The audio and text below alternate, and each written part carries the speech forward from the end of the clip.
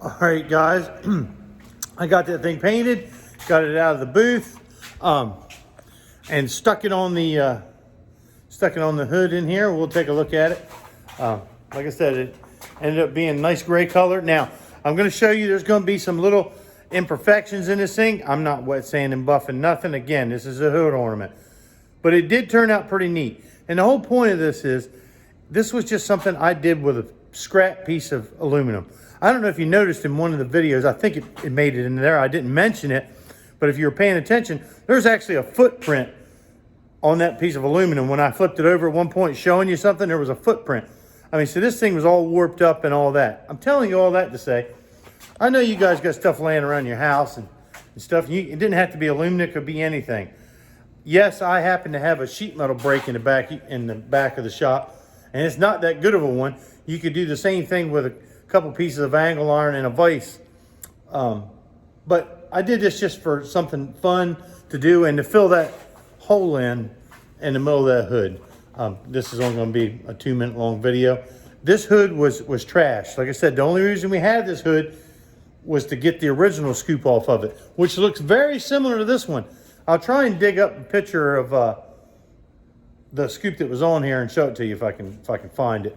But so to make this hood look better, we needed to cover that hole up. So this is what we did, and tell me what you think of it gray, and we'll see. Well, there it is. There's the hood emblem. I mean, you got to understand, this thing's 40 years old. There's the hood. There is some imperfections, like that's actually a fisheye. We talk about fish eyes. That's a fish eye. I saw it when I first started putting the second coat on, and remember I pounded that paint on there? I was hoping they would fill in. Sometimes they will, sometimes they end up getting bigger, and that's what happened there. There is a way to fix that, but that's a different video. I'm not going to fix it. The point is now, I want you guys to respond and tell me if you like it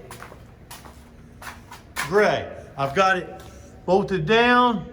It's not going to come off. If you like it gray, if not, what color do you think? Again, I'm limited to what I got on the bench in there. So let me know, guys. Hope you've enjoyed this. Thanks for watching. This will probably be the next fun project that I do a little series on, of short videos, very short videos, because this is going to get technical real quick on painting all these different colors, if that makes sense. These aren't going to be the same colors. We're painting it again. But I'm going to do a little video series on that, and I hope you like it.